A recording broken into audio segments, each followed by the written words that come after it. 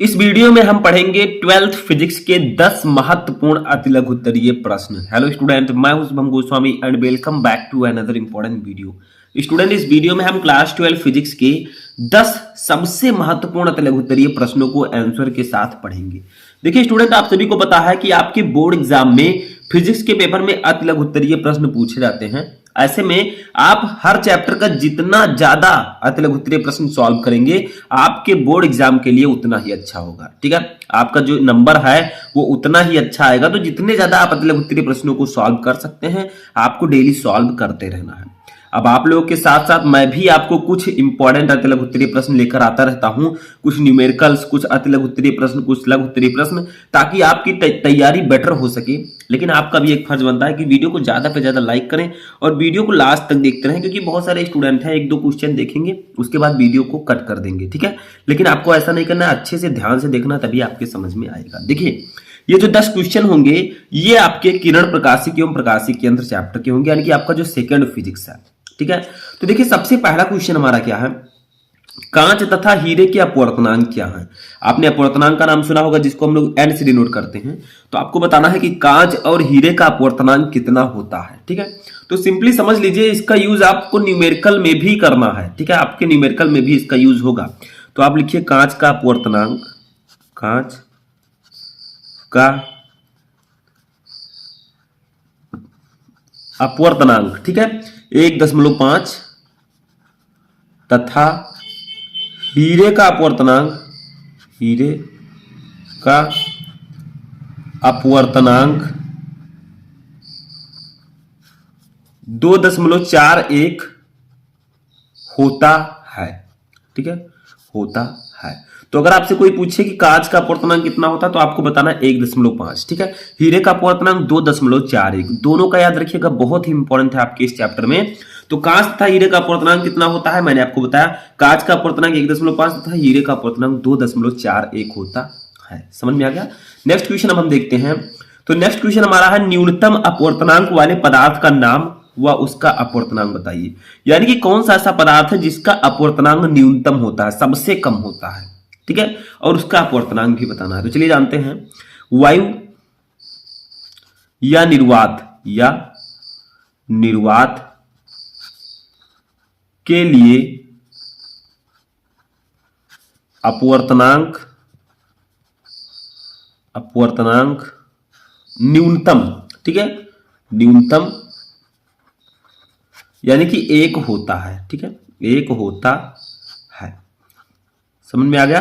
तो आपसे कहा गया था कि न्यूनतम अपवर्तनांक वाले पदार्थ का नाम व उसका अपवर्तनांक बताइए। तो सबसे कम अपवर्तनांक वायु या निर्वात के लिए होता है। ठीक है, इसका अपवर्तनांक 1 होता है। ठीक है, जो कि सबसे न्यूनतम है। मैंने अभी ऊपर आपको बताया कांच का अपवर्तनांक 1.5 और हीरे का अपवर्तनांक 2.41। तो सबसे कम किसका होता है, तो वायु अथवा निर्वात का अपवर्तनांक न्यूनतम 1 होता है। ठीक है, तो इसी का अपवर्तनांक न्यूनतम होता है। नेक्स्ट क्वेश्चन हम देखते हैं। नेक्स्ट क्वेश्चन हमारा है, तो देखिए तीसरा क्वेश्चन है कि पतले प्रिज्म के प्रिज्म कोण का मान कितने डिग्री से कम होता है। यानी कि जो पतला प्रिज्म होता है उसके प्रिज्म कोण का मान कितने डिग्री से कम होता है, यानी कि उसका जो न्यूनतम डिग्री हो कितना होता है। तो आप लोग लिखिए पतले प्रिज्म, पतले प्रिज्म के प्रिज्म कोण का मान, के प्रिज्म कोण का मान 10 डिग्री, ठीक है, 10 डिग्री से कम होता है, से कम होता है। ठीक है, तो हमारा क्वेश्चन था कि पतले प्रिज्म के प्रिज्म कोण का मान कितने डिग्री से कम होता है। तो पतले प्रिज्म के प्रिज्म कोण का मान 10 डिग्री से कम होता है। यानी कि जो पतला प्रिज्म होता है उसके प्रिज्म कोण ए का मान जो होता है वो 10 डिग्री से कम होता है। ठीक है, ये एक क्राइटेरिया है। नेक्स्ट क्वेश्चन हम देखते हैं, चौथा क्वेश्चन। तो देखिए नेक्स्ट क्वेश्चन जो हमारा है वो एक न्यूमेरिकल है, बहुत ही सिंपल है, सिर्फ समझिए। देखिए कांच के एक प्रिज्म का कोण 60 डिग्री है तथा अल्पतम विचलन कोण 39 डिग्री है। कांच का अपवर्तनांक क्या होगा। यानी कि आपको प्रिज्म कोण दिया गया है और विचलन कोण दिया गया है, अल्पतम विचलन कोण।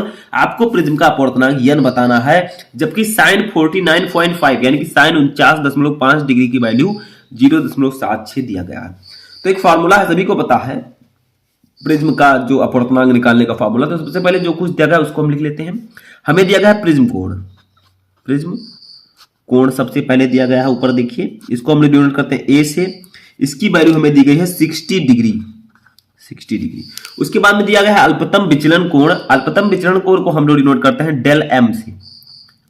ये हमें दिया गया है 39 डिग्री, ठीक है, 39 डिग्री। हमें निकालना क्या है, अपूर्णांक n निकालना है। तो प्रिज्म के पदार्थ के अपूर्णांक का एक फॉर्मूला होता है, शायद आप में से ज्यादातर लोगों को पता भी हो। n इक्वल टू, आप लिखिए कांच का अपूर्णांक, कांच का अपवर्तनांक, ठीक है, n equal to sine a plus del M by two, A plus del M by two और अपान साइन ए बाई टू। शायद ये फॉर्मूला मैं आपको ऑलरेडी बता चुका हूं जब मैं फॉर्मूला बता रहा था, तो इसीलिए मैं कहता हूं ज्यादा से ज्यादा फॉर्मूला आप लोग याद करिए अगर आपको न्यूमेरिकल लगाना है तो फाइड में थोड़ा सा हम सॉल्व कर लेते हैं। देखिए sine A plus del M by two, तो साइन हमारा ऐसे ही रहेगा, ए की वैल्यू हमें ऊपर दी गई है, देखिए ये 60 डिग्री, तो हम लिखेंगे 60 डिग्री प्लस डेल एम की वैल्यू हमें देखिए 39 डिग्री, तो हम लिखेंगे 39 डिग्री, ठीक है, बाई टू और अपान साइन ए की वैल्यू हमें दी गई है 60 डिग्री, तो हम लिखेंगे 60 डिग्री बाई टू, ठीक है, इतना हो गया। अब इसी को सॉल्व कर लेते हैं हम लोग, हमारा न्यूमेरिकल ये लग जाएगा। देखिए हम लिखेंगे n इक्वल टू साइन 60 और 39 जुड़ जाएगा तो आपका हो जाएगा साइन, कितना हो जाएगा बताइए, 60 और 39 को जोड़िए तो 6 3 9, 99 डिग्री, 99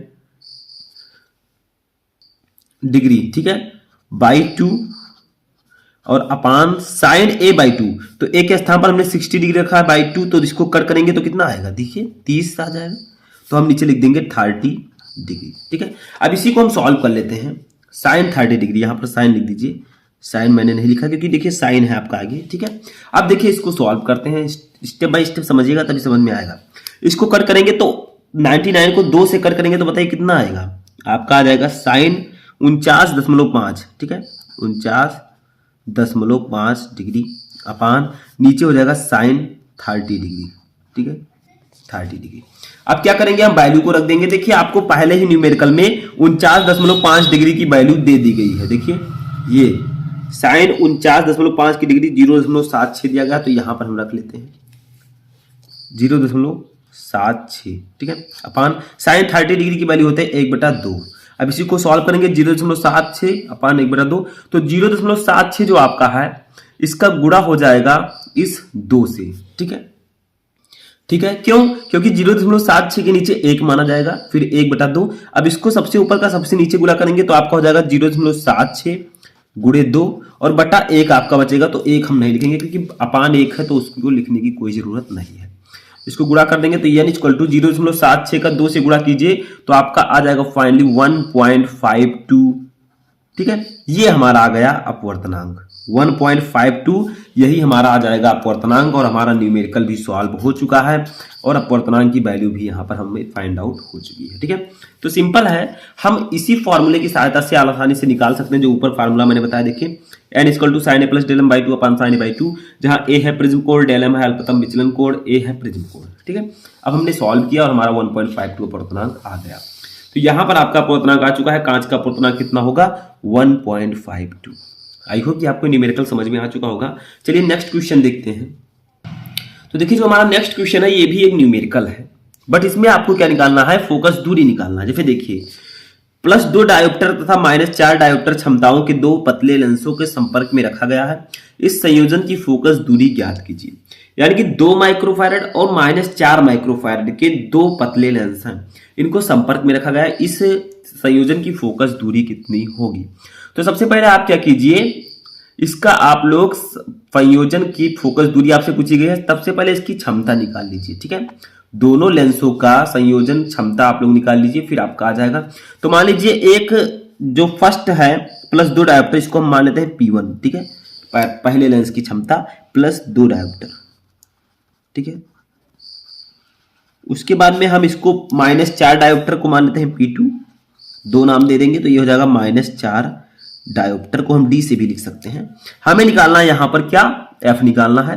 तो सबसे पहले हम क्या करेंगे, इनकी क्षमता का संयोजन हम निकाल लेते हैं, ठीक है। क्या निकालेंगे, लेंस की संयुक्त क्षमता।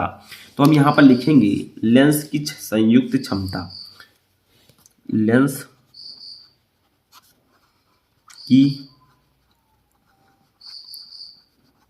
संयुक्त क्षमता। ठीक है, इसको हम लोग डिनोट करेंगे P से, और संयुक्त क्षमता आपको निकालना है तो P1 को और P2 को आप जोड़ दीजिए, यानी कि पहली क्षमता और दूसरी क्षमता को जोड़ दीजिए। अब इसी को सॉल्व कर लेते हैं। P इक्वल टू P1 की वैल्यू हमें दी गई है +2 डायोप्टर, यानी कि इसे हम 2 लिख सकते हैं, और प्लस P2 की वैल्यू हमें दी गई है -4 डायोप्टर। हमने ब्रेकर में क्यों लिखा अभी समझ में आ जाएगा। देखिए अब P इक्वल टू ये 2 और प्लस माइनस मिलकर माइनस हो जाएंगे 4। अब ये आपका जब घटेगा तो P इक्वल टू आपका आ जाएगा -2 डायोप्टर। ठीक है, ये हमारा संयुक्त क्षमता आ गई, लेंस की संयुक्त क्षमता। अब संयुक्त क्षमता आ गई तो हम जानते हैं कि क्षमता इक्वल टू 1/फोकस दूरी मीटर में, तो हम यहां पर लिखेंगे। ठीक है, हम लिखेंगे संयुक्त फोकस दूरी हम निकाल लेते हैं क्योंकि हमें फोकस दूरी निकालना है, तो संयुक्त फोकस दूरी। ठीक है, फोकस दूरी को हम लोग डिनोट करते हैं F से, तो F लिखेंगे यहां पर। F इक्वल टू हो जाएगा आपका 1/P, 1/P। अब देखिए P की वैल्यू हम रख देते हैं यहां पर। ठीक है, 1/P। तो देखिए हमें क्या करना है, यहां पर जो फोकस दूरी है वो हम मीटर में, सेंटीमीटर में निकालेंगे। ठीक है, तो अगर आपको सेंटीमीटर में निकालना है तो 1/P को 100 से गुणा कर देना है। ठीक है, अब ये आपका सेंटीमीटर में आएगा। अगर आपको मीटर में निकालना होता तो डायरेक्टली आप P की वैल्यू रख देते -2, तो आपका आ जाता 0.5 मीटर, लेकिन हमें सेंटीमीटर में निकालना है। ठीक है, फोकस दूरी सेंटीमीटर में ज्यादा अच्छा रहता है। तो F इक्वल टू आप मीटर में भी निकाल सकते हैं अगर आपसे कहा जा रहा है, तो 1/P की वैल्यू -2 है इंटू 100। ठीक है, समझ में आया। अब क्या करेंगे, अगर आप लोग मीटर में निकालना चाहते हैं तो 100 से गुणा आपको नहीं करना है। ठीक है, अब F इक्वल टू आपका हो जाएगा 1/-2।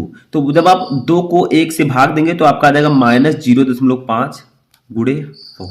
ठीक है, ये कितना हो जाएगा, 1/2 का मतलब आधा, यानी कि 0.5। ठीक है, आप भाग देंगे तो इतना ही आएगा। तो F इक्वल टू हो जाएगा -0.5 का 100 से गुणा करेंगे तो आपका हो जाएगा -50 सेंटीमीटर। अब ये हमारा सेंटीमीटर में आंसर आ गया। अगर हम लोग मीटर में निकालते तो हमारा इतना ही आंसर आ जाता है 0.5। ठीक है, तो इसी प्रकार से आप लोग फोकस दूरी निकाल सकते हैं। एक फार्मूला इसमें भी आपको याद रखना है, P इक्वल टू 1/F। ठीक है, समझ में आया, यानी कि F इक्वल टू 1/P आप लिख सकते हैं। ये हमने P इक्वल टू 1/F का फार्मूला लगाया, 1/F। ठीक है, समझ में आया। नेक्स्ट क्वेश्चन देखते हैं। तो स्टूडेंट हमारा नेक्स्ट क्वेश्चन है कि लेंस के लिए u, v तथा f में संबंध का सूत्र लिखिए। यानी कि जो लेंस होता है उसके लिए आपको u, अब u क्या है, प्रकाशिक केंद्र से वस्तु की दूरी, v क्या है, प्रकाशिक केंद्र से प्रतिबिंब की दूरी, f क्या है, फोकस दूरी। ठीक है, तो आपको क्या करना है, लेंस के लिए u, v, f में संबंध का सूत्र लिखना है। तो इसका सूत्र सभी को पता होना चाहिए, 1/F इक्वल टू, लेंस के लिए मैं बता रहा हूं। ठीक है, 1/v माइनस 1/u। ठीक है, ये इसका फॉर्मूला होता है, इतना समझ गए। अब देखिए u क्या है इसको लिखते हैं, v क्या है इसको लिखते हैं, f क्या है इसको लिखते हैं, ताकि आपको और भी अच्छे से क्लियर हो सके। ये है u है प्रकाशिक केंद्र से वस्तु की दूरी। ठीक है, या फिर आप डायरेक्टली बोल सकते हैं वस्तु की दूरी, लेकिन प्रकाशिक केंद्र से हम क्यों बोलेंगे, क्योंकि प्रकाशिक केंद्र से वस्तु की दूरी ये है। ठीक है, v क्या है, आप कह सकते हैं प्रकाशिक केंद्र से प्रतिबिंब की दूरी, प्रकाशिक केंद्र से प्रतिबिंब की दूरी। ठीक है, उसके बाद में f क्या है, f है आपका फोकस दूरी, तो आप लिख सकते हैं लेंस की फोकस दूरी, लेंस की फोकस दूरी। ठीक है, फोकस दूरी, बस यही आपका संबंध है लेंस के लिए यूवीएफ में।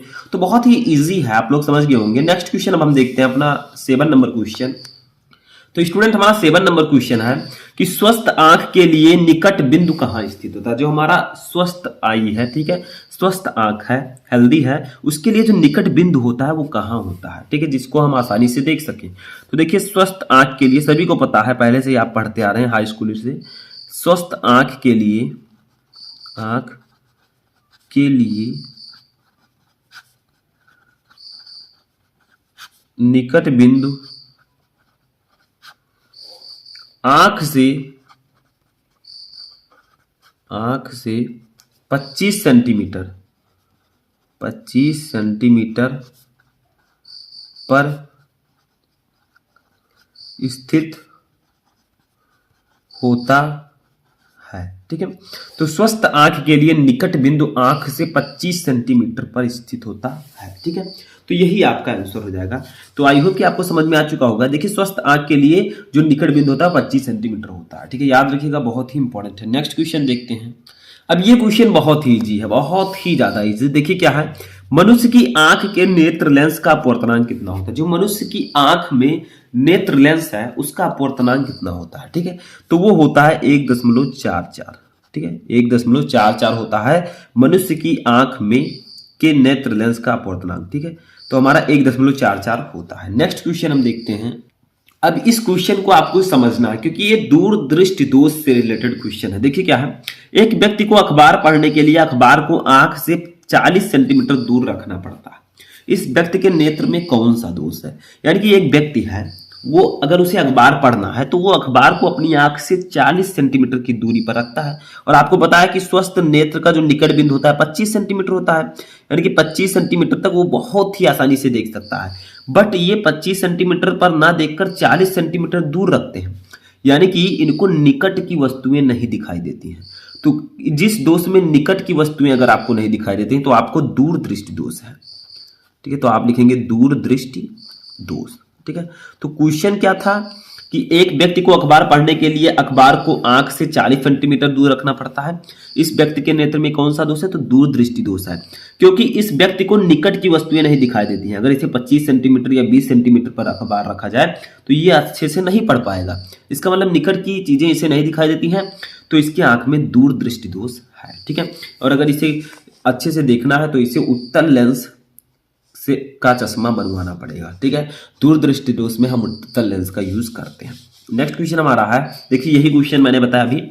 किसी व्यक्ति के चश्मे में उत्तल लेंस लगा तो बताइए उस व्यक्ति की आंख में कौन सा दोष है। अभी मैंने बताया कि अगर किसी व्यक्ति को दूरदृष्टि दोष है तो उसे उत्तल लेंस लगा हुआ चश्मा बनवाना चाहिए। तो यहां पर हम लिखेंगे दूरदृष्टि दोष। ठीक है, दूरदृष्टि दोष। ठीक है, तो क्वेश्चन भी सिंपल था, हमारा आंसर भी सिंपल है कि किसी व्यक्ति के चश्मे में उत्तल लेंस लगा है तो बताइए उस व्यक्ति की आंख में कौन सा दोष है। तो उस व्यक्ति की आंख में दूरदृष्टि दोष है। ठीक है, तो ये थे आपके top 10 most important question. I hope कि आपको ये क्वेश्चन समझ में आ चुके होंगे। आप लोगों को कमेंट बॉक्स में बताना कि इनमें से कितने क्वेश्चन आपको पहले से पता थे। देखते हैं कितने स्टूडेंट इसका सही जवाब देते हैं।